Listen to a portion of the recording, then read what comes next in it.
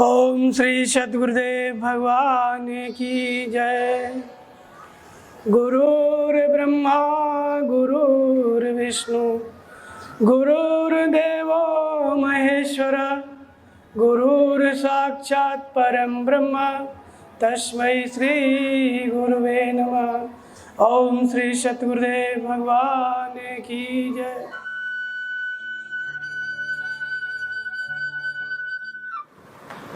मानव तन की श्रेष्ठता क्या है? मनुष्य तन श्रेष्ठ क्यों है? यही प्रश्न है।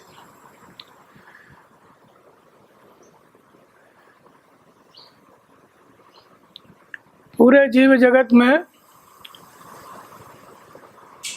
मनुष्य तन को श्रेष्ठ बताया गया, शास्त्रों में भी श्रेष्ठ बताया गया। सुर दुर्लभ सद ग्रंथन गावा। ये मनुष्य शरीर देवताओं को भी दुर्लभ है। तो इसकी श्रेष्ठता क्या है?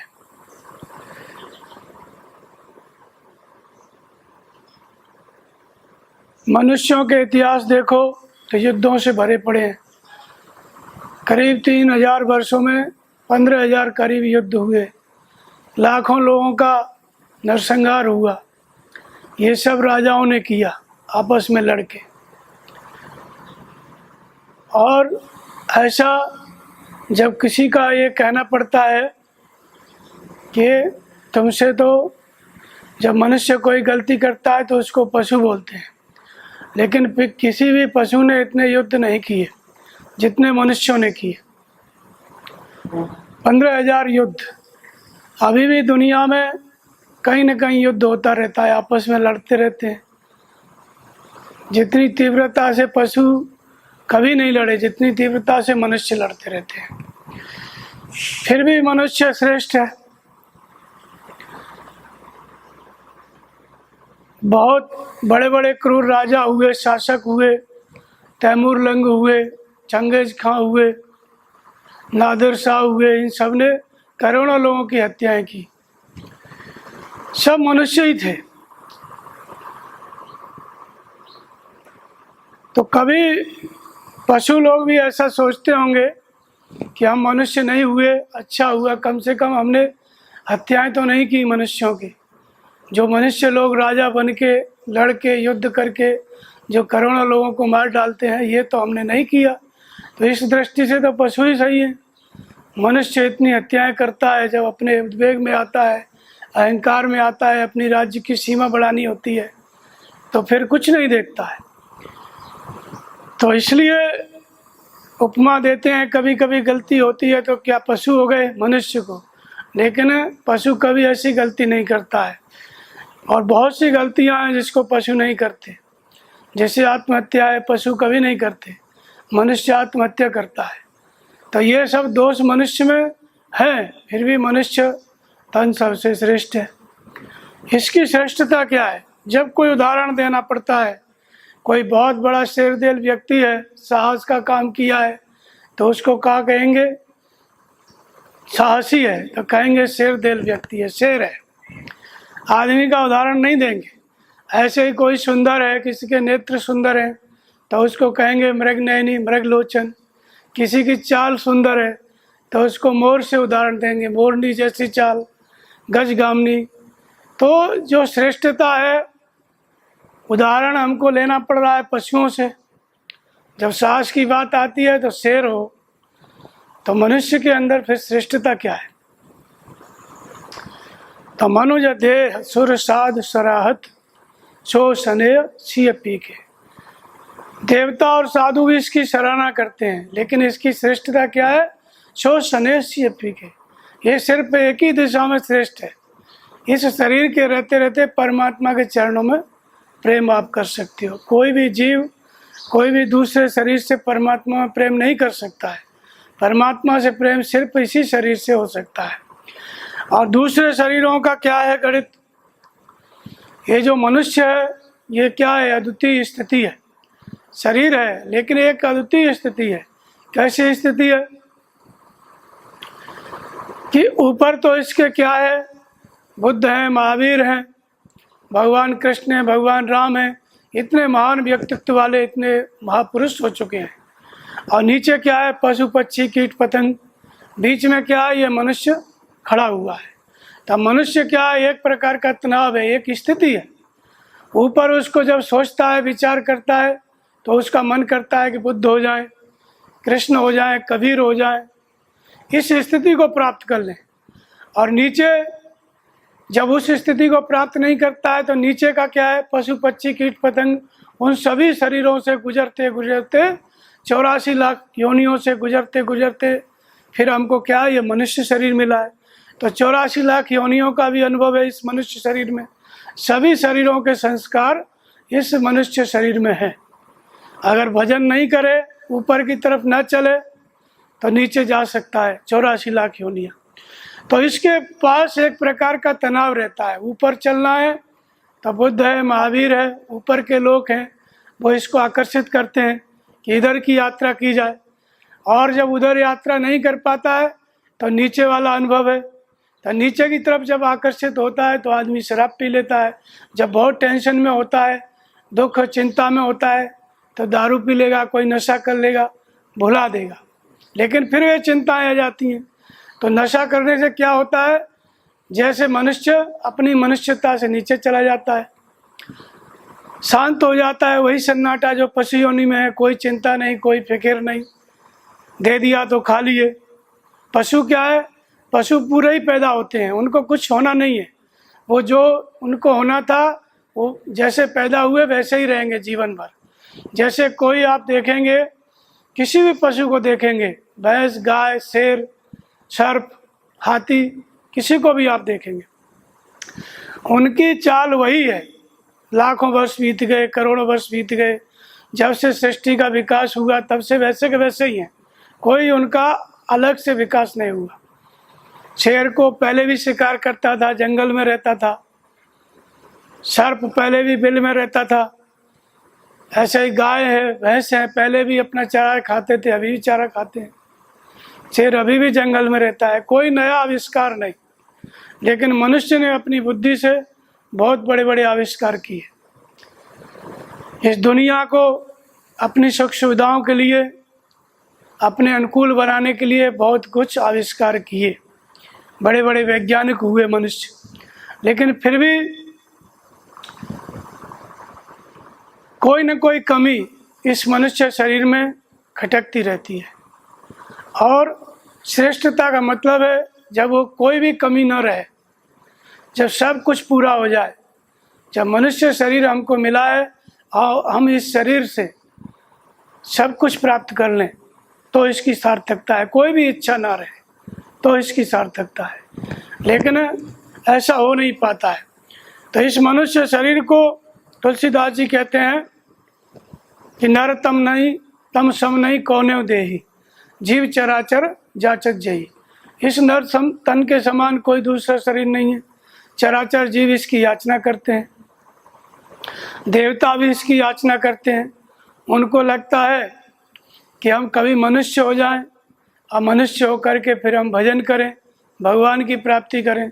क्योंकि देवता लोग शरीर में जो देव तन है उसमें सुख भोग सकते हैं, लेकिन भजन नहीं कर सकते।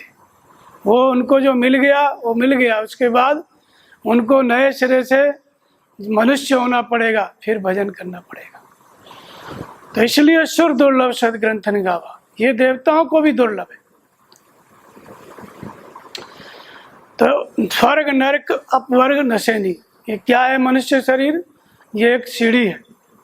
स्वर्ग नरक और अपवर्ग, इसी शरीर से हम चाहें तो स्वर्ग जा सकते हैं।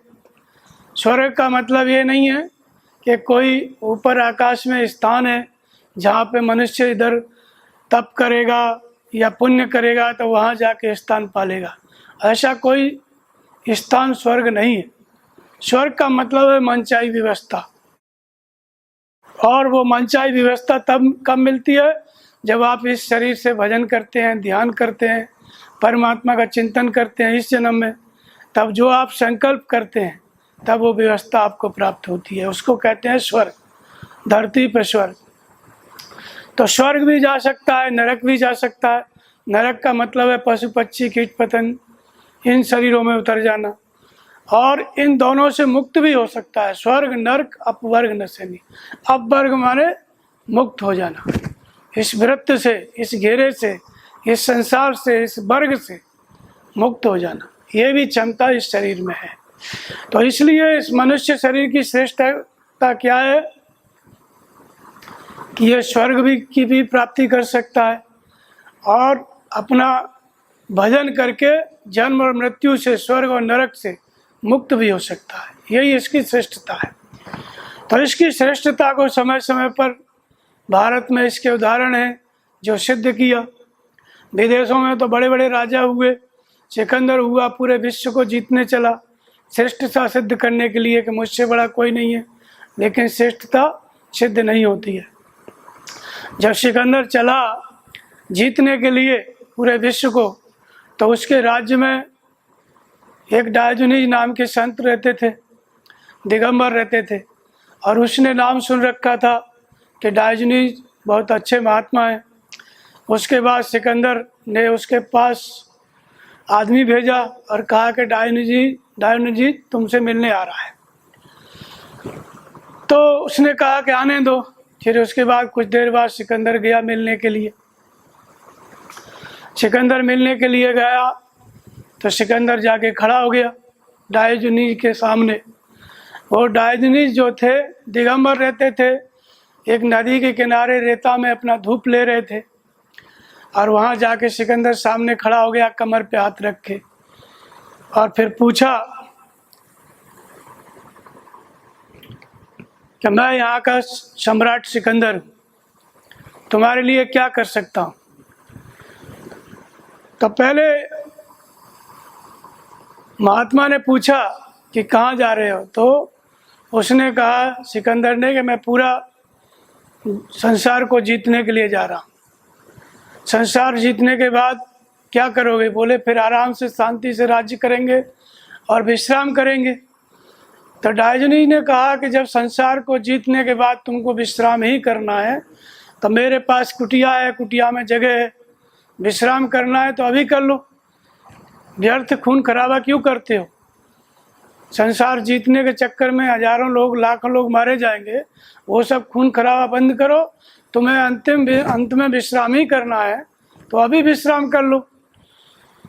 और उसकी बात जो है, महात्मा की बात सिकंदर की समझ में नहीं आई, लेकिन उसके मन में एक बात जरूर आई कि उस महात्मा की बात अंतर बैठ गई उसके मन में। उसने कहा कि अभी तो मैं नहीं रुक सकता, लेकिन जब लौट के आऊँगा पूरे विश्व को विजय करके, तब मैं आपकी शरण में जरूर आऊँगा।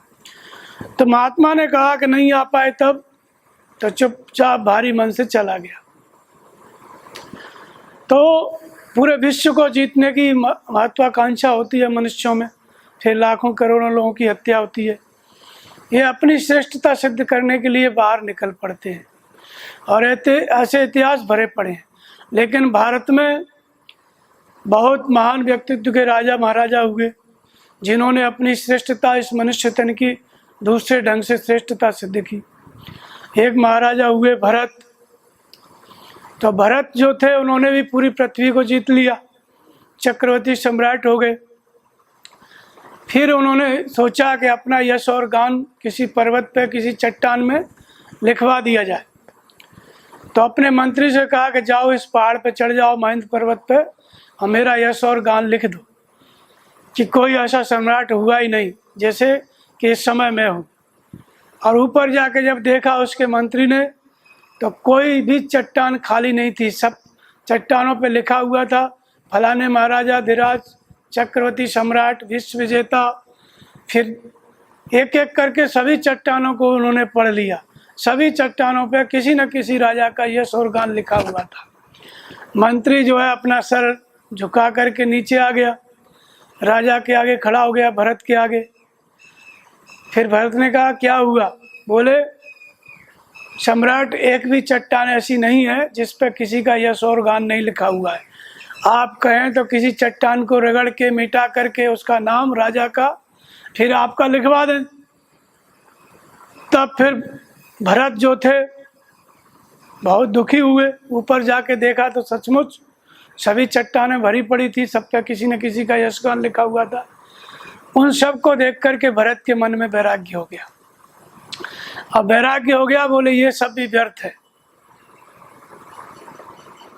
पूरी जिंदगी को दांव पे लगा के चक्रवर्ती सम्राट बनो, लड़ाइयाँ लड़ो, करोड़ों लोगों की हत्या करो, इसके बाद ये भी पद खाली नहीं है, पहले मुझसे पहले भी बहुत से लोग हो चुके हैं।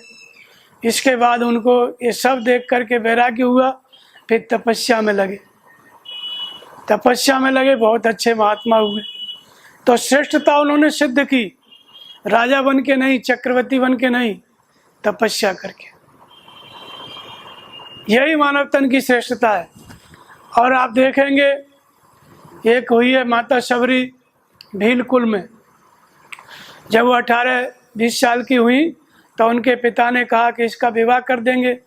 अकौल भीलों में परंपरा थी कि जब विवाह करना होता था तो मांसाहार करते हैं, वो लोग जंगल में रहते हैं। तो शबरी का जहाँ संबंध हुआ वहाँ पे उसके ससुर ने मांग रखी थी कि भाई 100 मृगा हमको चाहिए, उसका भोजन बनेगा, मांसाहार बनेगा तो हमारी बारात खाएगी। तो शबरी के पिताजी ने 100 मृगा इकट्ठे करने के लिए ये चालू कर दिया अभियान।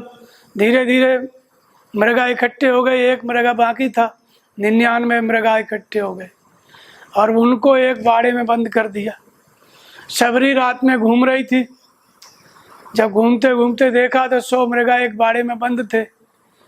तो उन्होंने विचार किया कि मेरे अकेले के विवाह के लिए, इस शरीर के सुख के लिए, मुझे अकेले, मेरे पति के लिए विवाह होगा तो पति प्राप्त होगा, उसके लिए 100 मृगों को मारा जाएगा, किसी 100 पतियों की हत्या होगी।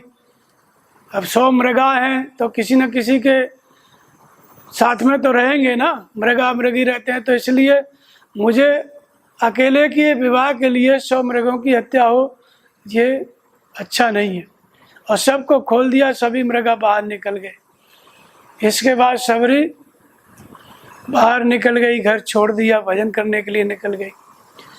तो मनुष्य शरीर प्राप्त हुआ उनको, और जो व्यवस्था होती है मनुष्य के लिए, जैसे कि सभी मनुष्यों की होती है, उनकी भी हो रही थी, विवाह हो रहा था, लेकिन विचार किया कि ये सही नहीं है। और इसके बाद फिर सेवा में लग गई। मतंग ऋषि का आश्रम था, रात में जाके सेवा करती थी। एक दिन वो पता चल गया मतंग ऋषि को, तो उन्होंने कहा दिन में आके सेवा किया करो। फिर इसके बाद सेवा करती रही और गुरु महाराज जी का शरीर छूट गया। उस आश्रम में जो और महात्मा थे, उन महात्मा को अच्छा नहीं लगा, उन्होंने शबरी को मार के फेंक दिया तालाब में। इसके बाद शबरी मरी नहीं, जीवित थी, और उसके बाद फिर किसी तरह से जिंदा होकर भजन करने लगी। लेकिन जो तालाब का जल था वो विषैला हो गया, कीड़े पड़ गए। अब जितने मतंग ऋषि के शिष्य थे सब प्यासे मरने लगे। अब प्यासे मरने लगे तो सब लोग परेशान, कैसे क्या किया जाए। तब पता चला कि शबरी को हमने मार के फेंका था, इसलिए जलाशय में कीड़े पड़ गए। तो फिर कहा कि शबरी का ही पैर धो के डालो, तभी ये जलाशय शुद्ध होगा। तो माता शबरी का ही पैर धो के डाले, जलाशय शुद्ध हो गया। तो शबरी ने भगवान को प्राप्त किया। भगवान राम जब वनवास काल में गए तो शबरी की कुटिया में आए, भगवान को प्राप्त किया। तो ये मानव तन की श्रेष्ठता है। तो मनुज देह सुर साध सुराहत सो सने सीपी के, इस शरीर से आप भगवान को प्राप्त कर सकते हैं, यही इसकी श्रेष्ठता है। तो साधन धाम मोक्ष कर द्वारा पाए न जे परलोक समारा, ये साधन का धाम है। इस शरीर के द्वारा आप साधन कर सकते हो, भगवान को प्राप्त कर सकते हो। तो ईश्वर अंश जीव अविनाशी चेतन अमल सहज सुख राशि, ये जीव क्या है? ईश्वर का विशुद्ध अंश है, चेतन है, अमल है, सहज सुख की राशि है। जो भगवान की विशेषता बताई, भगवान सहज सुख की राशि है, चेतन है, अमल है, वही जीव की विशेषता है। लेकिन ये छो माया वश भयो गुसाई, ये माया के वश में हो गया। माया के वश में हो गया, तो चेतन होते हुए भी अचेत हो गया, अमल होते हुए भी मल से युक्त हो गया, और सहज सुख की राशि होते हुए भी सहज दुख की राशि हो गया। तो इसलिए मनुष्य शरीर मिला है। मनुष्य क्या है? ईश्वर का विशुद्ध अंश है, परमात्मा को प्राप्त करने की क्षमता है, लेकिन माया के वश में होकर के क्या हो गया? दुख की राशि हो गया। तो नरतन पाए विषय मन देहि, पलट सुदाते सठ विसलेहि। मनुष्य शरीर तो हमको प्राप्त हुआ, किसके लिए प्राप्त हुआ? अमृत की प्राप्ति करने के लिए, अमृत की आत्म तत्व की प्राप्ति करने के लिए। लेकिन हमने क्या किया? विषयों का चिंतन आरंभ कर दिया। जब से जन्म लेता है मनुष्य और जब तक मर नहीं जाता है, तब तक किसी न किसी इच्छा की पूर्ति के लिए लगा रहता है। इच्छाओं की पूर्ति करना, यही विषयों की पूर्ति करना है। तो ये क्या है? विषय है। विषय माने समस्या, विषय इसको कहते हैं, इसी को समस्या कहते हैं। तो मरते समय तक भी ये अनेक प्रकार की समस्याओं में, चिंताओं में उलझा रहता है। तो इसलिए मिला किस लिए था? अब्बर के लिए, परमात्मा की प्राप्ति के लिए, साधन धाम मोक्ष कर द्वारा मोक्ष की प्राप्ति के लिए मिला। लेकिन हमने किया क्या? संसार के विषयों में इस समय को गंवा दिया। तो ये मनुष्य शरीर क्या? एक अवसर है। इस अवसर से हम क्या कर सकते हैं? अपनी श्रेष्ठता सिद्ध करने के लिए या तो संसार में प्रवृत्त हो जाओ, किसी न किसी विषय की पूर्ति में लग जाओ। तो ए तन कर फल विषय न भाई, स्वर्ग स्वल्प अंत दुखदाई। लेकिन भगवान राम कहते हैं कि इस शरीर का फल जो है विषय नहीं है। विषयों की सीमा कहाँ तक है? स्वर्ग। स्वर्ग स्वल्प अंत दुखदाई, विषयों की सीमा स्वर्ग तक है। स्वर्ग भी आपको प्राप्त हो जाएगा तो अंत में आपको दुख ही प्राप्त होगा। इंद्र पद भी प्राप्त हो गया तो क्षीणे पुण्य मृत्यु लोकम विसंति, फिर मर के वहीं आना पड़ेगा। तो इसलिए ये तन का फल विषय न भाई, विषय इस तन का, इस शरीर का फल नहीं है। विषयों की सीमा स्वर्ग है। स्वर्ग भी मिल गया। स्वर्ग माने मन चाही व्यवस्था, जो आपने चाहा वो आपको मिल गया, उसका नाम स्वर्ग है। तो भी अंत में आपको मृत्यु को प्राप्त होना पड़ेगा, मरना पड़ेगा, फिर इसी लोक में आना पड़ेगा, फिर भजन करो, फिर स्वर्ग कमाओ, फिर मृत्यु को प्राप्त हो। तो इसलिए भगवान राम ने कहा कि इस मनुष्य शरीर को पा करके मेरा भजन कर, छोड़ दो लो शत ग्रंथन गावा, अपाय न जे परलोक समारा। परलोक को संवारो। परलोक को संवारने के लिए क्या करना है? तो सुलभ सुखद मार्ग यह भाई, भक्ति मोरे पुराण सुत गाय, मेरी भक्ति करो। अगर इस मनुष्य शरीर को श्रेष्ठ बनाना है तो मेरी भक्ति करो, अर्थात एक परमात्मा की भक्ति करो।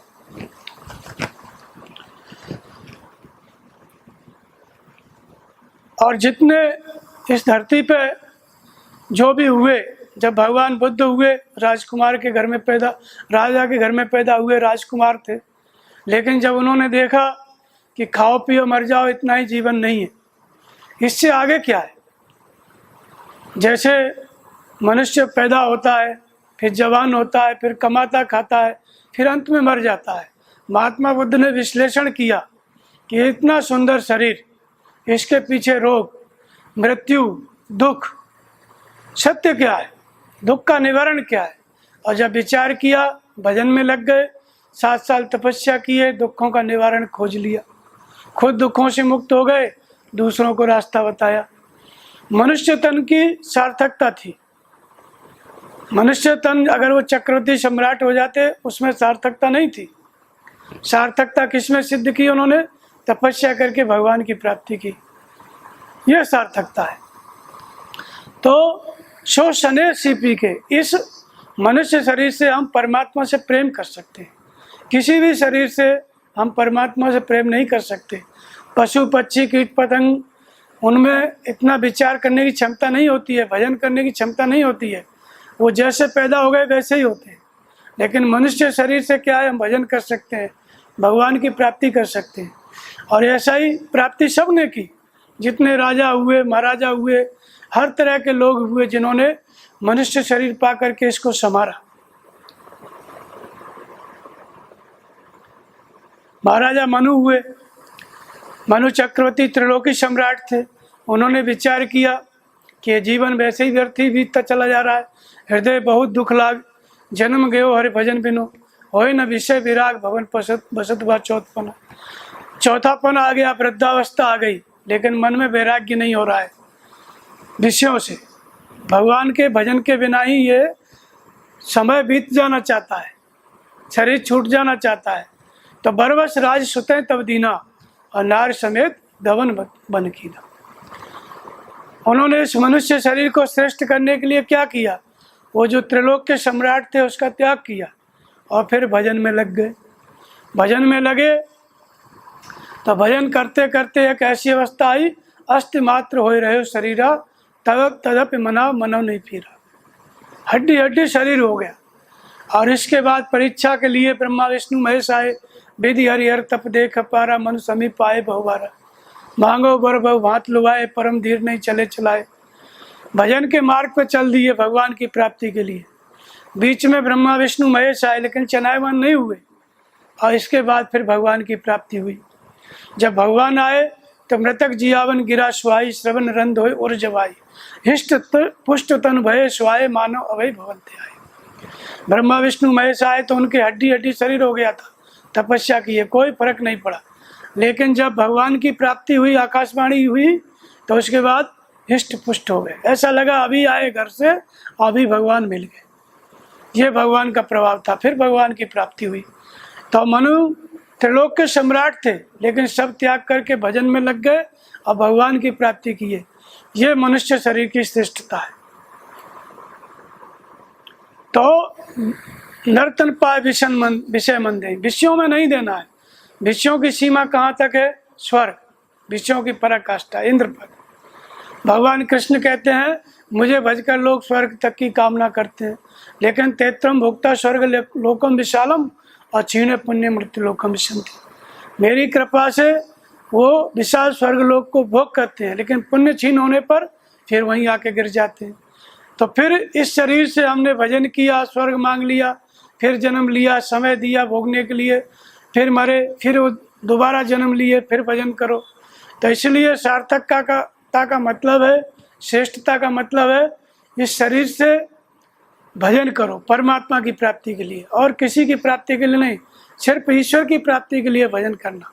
यही इस मनुष्य शरीर की श्रेष्ठता है। भजन कैसे करना है? तो सर्वद्वाराणि संयम्य मनो हृदय निरुद्ध च मूर्धन्य दय आत्मन प्राण मास्तित्व योग धारण। संपूर्ण इंद्रियों को समेट कर योग की विधि को धारण करके औमित्य का अक्षरम ब्रह्म, ओम अक्षय ब्रह्म का परिचायक है, इसका तू जप कर और मेरा स्मरण कर। तो हमको भजन कैसे करना है? जैसे गीता में बताया है, ओम का जप करना है। सबसे पहले परमात्मा में श्रद्धा स्थिर करना है। कहाँ रहता है परमात्मा? तो ज्योतिषाम तज्ज्योति तमसे परमुच्यते ज्ञानम ज्ञेयम ज्ञानगम्यम हृदय सर्वस्व विष्टितम। वह ज्ञान स्वरूप है परमात्मा, लेकिन रहता कहाँ है? सबके हृदय में रहता है। तो हमें परमात्मा की प्राप्ति के लिए इस मनुष्य शरीर की जो श्रेष्ठता है, सार्थकता है, उसको सिद्ध करने के लिए बाहर पूजा पाठ नहीं करना है, बाहर कहीं परमात्मा को प्राप्त करने के लिए प्रयास नहीं करना है। अपने अंदर व्यापक एक ब्रह्म अविनाशी सच्चेतन घन आनंद राशि अष्टप्रभु हृदय अक्षत अधिकारी सकल जीव जगत दीन दुखारी हमारे हृदय में रहता है। संत कबीर कहते हैं सब घट मेरा साइया, सभी घट में, सभी हृदय में मेरा परमात्मा रहता है। तो क्या सभी के प्रति समर्पित हो जाए? तो कहते हैं बलिहारी घटता उसकी जागट प्रगट हो, उसके प्रति समर्पित हो जाओ जिसके हृदय में प्रगट है। अर्थात पहले हृदय में जो ईश्वर है उसके प्रति हमें समर्पित होना है। फिर हृदय स्थित ईश्वर की प्रेरणा से महापुरुष मिल गए, सदगुरु मिल गए, वो घट मिल गया जिस घट में परमात्मा प्रकट है, तो उसके प्रति समर्पित हो जाओ। जब सदगुरु मिल गए, समर्पित हो गए, तो कर्णधार सदगुरु दृढ़ नावा और दुर्लभ साज सुलभ कर पावा। सदगुरु क्या है? कर्णधार है। ये दुर्लभ है, मनुष्य शरीर दुर्लभ है, लेकिन मनुष्य शरीर मिलने के बाद सदगुरु मिल गए तो ये और दुर्लभ स्थिति है। सदगुरु मिल गए तो सदगुरु के द्वारा साधना की जागृति हो जाती है, और साधना जागृत हो जाती है तो फिर ये मनुष्य शरीर क्या है, इसकी जो श्रेष्ठता है वो सिद्ध होने लगती है। कब? जब मनुष्य साधना करता है। तब साधना कैसे करता है? तो संपूर्ण इंद्रियों को संयमित करके हृदय स्थित ईश्वर में श्रद्धा स्थिर करके नाम का जप करना। ओम इत्येकाक्षरम ब्रह्म। ओम का मतलब होता है ओम माने वह परमात्मा, अहम माने आप स्वयं।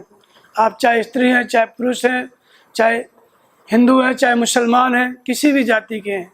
अहम माने मनुष्य स्वयं, वो माने वह परमात्मा जो प्रत्येक मनुष्य के अंदर है। तो इसलिए इस ओम का जप, भक्तिकालीन ऋषियों ने राम शब्द का जप किया। दोनों का अर्थ एक ही है, रमनते योगनो यस्मिन् स राम। सबके हृदय में रमण करता है इसलिए उसको राम कहते हैं।